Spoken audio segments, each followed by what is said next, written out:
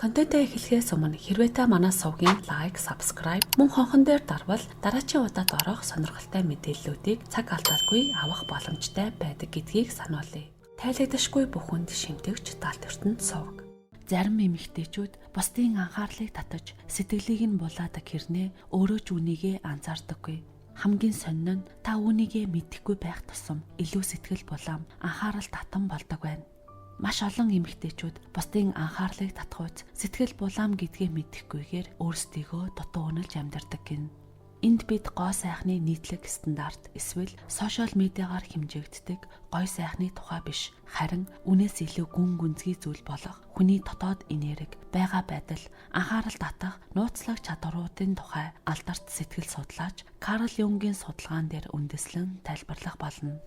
Юнгийн хэлснээр хүн бүр тодорхой нэгэн энергийг өөрөөсөө цацруулж байдаг. Бусад хүмүүс тэр энергийг мэдэрдэгч тэр хүн өөрөө түүнийгээ мэдэрдэггүй. Та яг одоо энэ дотоод хүчээ дутуу үнэлж байж магадгүй юм. Тэгвэл өнөөдрийн дугаартаа Карл Юнгийн тодорхойлсон таныг бодсноостой нэлээд сэтгэл татам гэдгийг илтгэх 11 шинжийг тайлбарлах болно. Эдгээрийг мэдэж авсны дараагаар та өөрийгөө хизээч урдын адил дутуу үнэлэхгүй гэдэгт итгэлтэй байна. Тийм учраас төгсгөл хүртэл нь надтай хамт байгаарай. Хамгийн ихний шинж бол найз охинтой, гэр бүлтэй ирчүүд тань руу харц унгах үйлдэл юм. Карл Юнгийн аниме проект хэмээх ойлголт нь төрөлхийн сэтгэл татам байдал зарим үед яагаад таагүй мэдрэмж төрүүлдгийг тайлбарладаг. Зарим тохиолдолд гэр бүл эсвэл найз бүсгүйтэй ирчүүд тань руу харахтаа удаанаар ширтэж байгааг та мэдэрч байсан уу?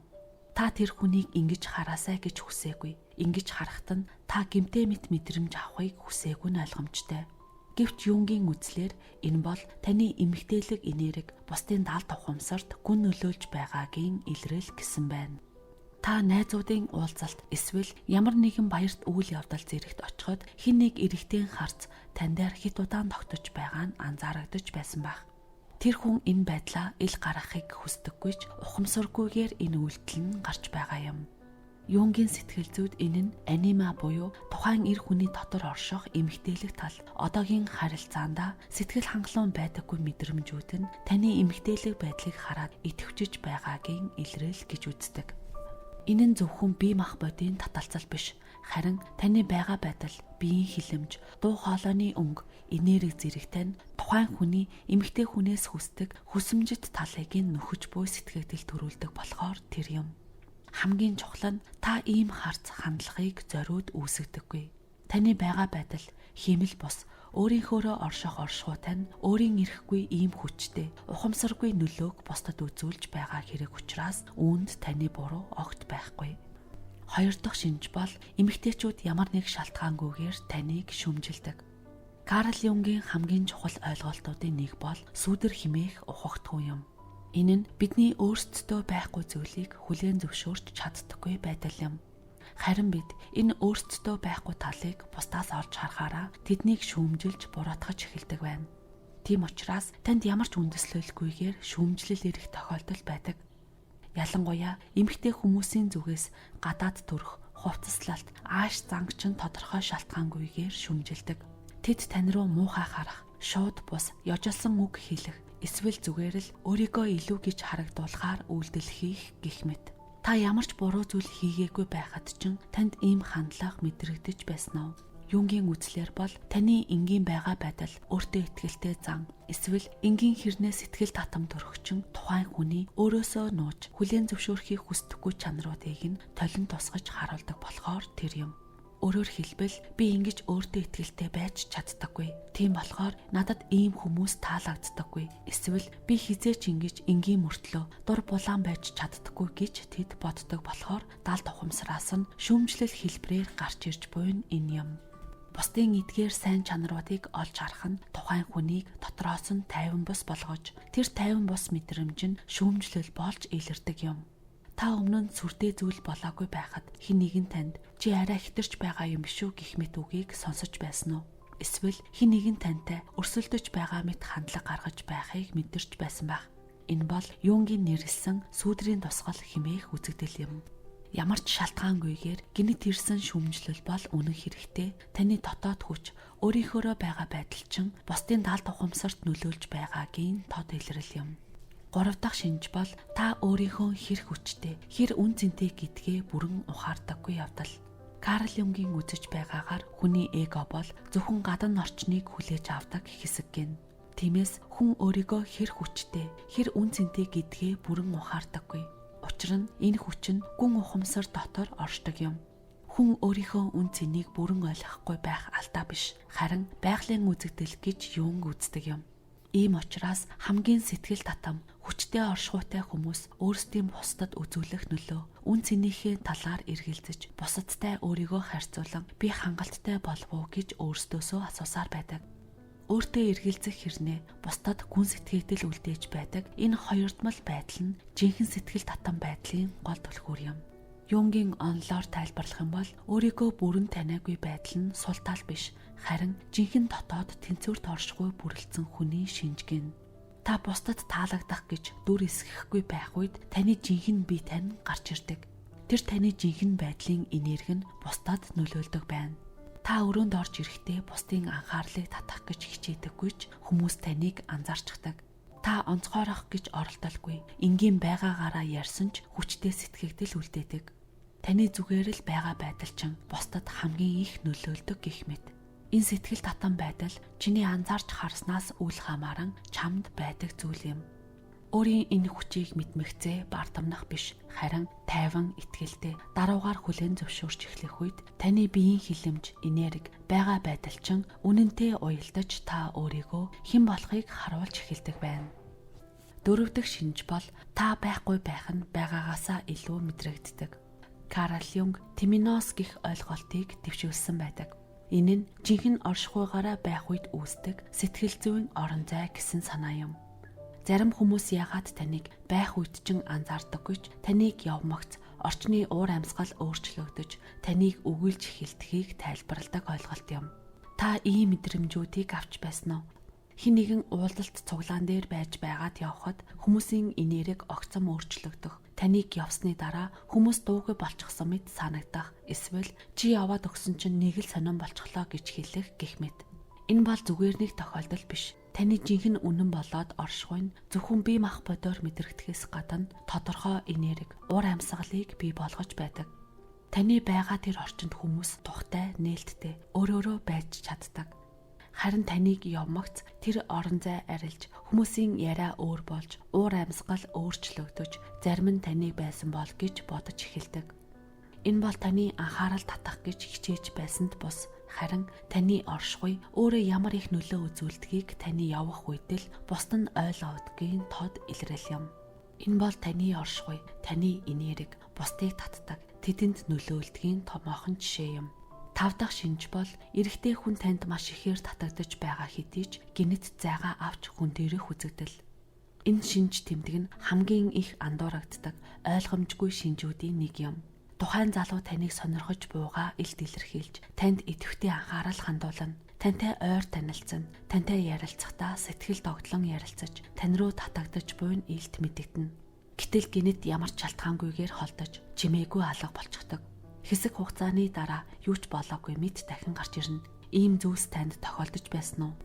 Карл Юнг энэ үзэгдлийг тайлбарлахдаа хүн ямар нэг мэдрэмжинд хит автвал түүний яг эсрэг туйл руу автоматар шилжих хандлагатай болдог сэтгэл зүйн үзэгдэл гэсэн юм.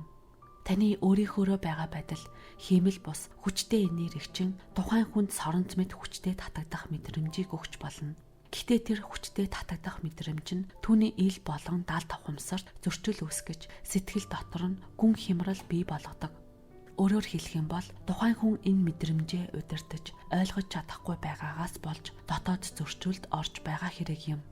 Иймээс тэр танаас зайгаа авч холддог нь таныг сонирхохоо болсондоо биш, харин хит их сэтгэл хөдлөлөө удирдах чадахгүй байгаа учраас сэтгэл зүйн өөрийгөө хамгаалах гэсэн оролдлого юм. Тэр дотоод дарамтаасаа хэсэг хугацаанд ангижирмагц сэтгэлэн тайвширлыг мэдэрч энэ үедээ дахин гарч ирдэг. Тэр өөрөө ч энэ байдлаа бүрэн ойлгодоггүй.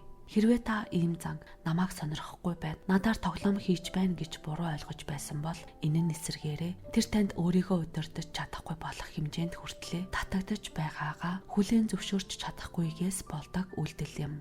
6 дахь шинж бол танихгүй хүмүүс шалтгаангүйгээр тань руу инээмсэглэдэг.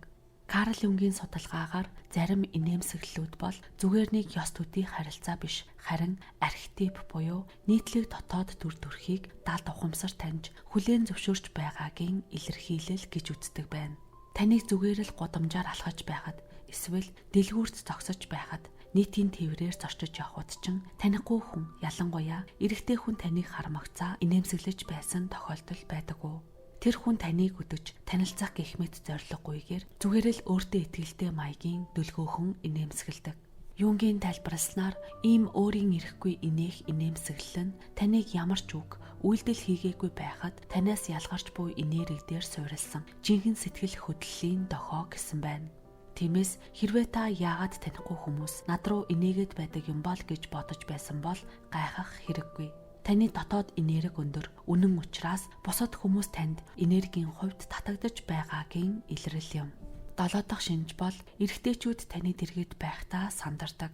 Зарим эрэгтэй хүн тантай ойр байхдаа өмнөх итгэлтэй тайван байдал нь алдагдаж, үгээ ээрч муран ярьж, хувцаа засч янзалж, эсвэл ямар ч хэрэггүй зүйлд хит төвлөрдөг болчихдгийг та анзаарч байсан уу? Карл Юнгийн үзэж байгаагаар энэ нь гүний сэтгэл зүйн хариу урвал гин.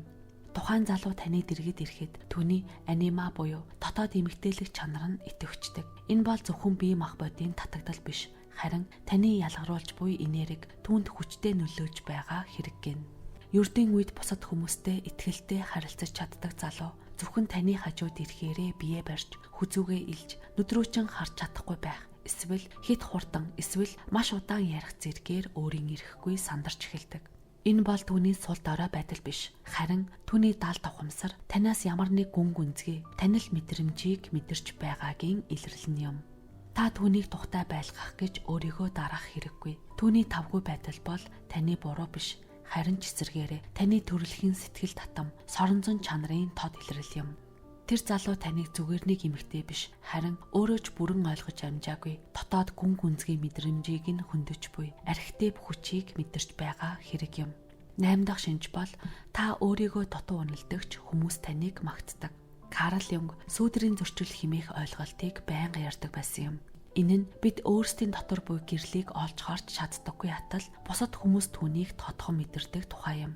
Үүний нэг тод жишээ бол та өөрийгөө онцгой харагдаж байгаагаа мэдэрч тухайн өдрийг сэтгэл хангалуун бус өнгөрүүлж байхад хүмүүс танаас ямар нэгэн сэтгэл татам зүйлийг мэдэрч чин сэтгэлийн магтаал хэлдэг байдал юм. Та өөрийгөө би өнөөдөр нэг л биш байна гэж мэдэрч байхад хэн нэгэн чи өнөөдөр үнэхээр сайхан харагдаж байна, эсвэл та үнэхээр эрч хүчтэй харагдаж байна гэж хэлдэг. Ийм тохиолдлууд танд өмнө нь байсан уу? Энэ зөрчил нь жинхэнэ сэтгэл татам байдал нь хиймэл дүр эсгэх бус, харин байгаагаараа байх тэр үед л гарч ирдгийг харуулж байгаа юм. Бид өөрсдийгөө байгаагаасаа дутуу үнэлж хардаг бол бусад хүмүүс биднийг байгаагаас нь илүүгээр үнэлж хардаг байна. Та бусдад таалагдах гэж оролдолгүй. Байгаагаараа байх үед таны дотор байгаа жинхэнэ энерги бусдад мэдрэгддэг. Харин тэр жинхэнэ таал хүмүүсийн сэтгэлийг хамгийн ихээр татдаг юм. Та ус маань замраагүй байна, хувцлалт маань онц биш байна гэж бодож болох ч таны инээмсэглэл, дууны өнгө, биеийн хөдөлгөөн зэрэг нь гаднах төрхөөс илүүтэйгээр хүмүүсийн сэтгэлийг татдаг байна. 9 дахь шинж бол хүмүүс тань руу дахин харцаа тусгах. Карл Юнгийн үзснээр зарим хүмүүсийн байгаа байдал энерги нь хүн бүрийн далд ухамсарт хадгалагдаж байдаг архетип буюу нийтлэг дүр төрхтэй ижил санагддаг тул анхаарлыг нь татаж дахин харц унгадаг гин. Зарим хүмүүс тантай зурж өнгөрөхдөө нэг удаа бус 2-3 дахь дахин харах тохиолдол байдаг. Юнг үнийг тайлбарлахдаа тухайн хүний далд ухамсарын түвшиндөө нэгэн төрлийн танил мэдрэмжийг мэдэрч буй мөч гин. Таны дотор байгаа ямар нэгэн зүйл тэдний дотор буй нуугдмал зүйлтэй төстэй учраас та тэдний анхаарлыг татдаг байна. Та зүгээр л кофе шоп орж, очорт зогсох, гудамжаар алхаж байхдаа бусдад хэрхэн нөлөөлдгөө өөрөө анзаарахгүй байж болно.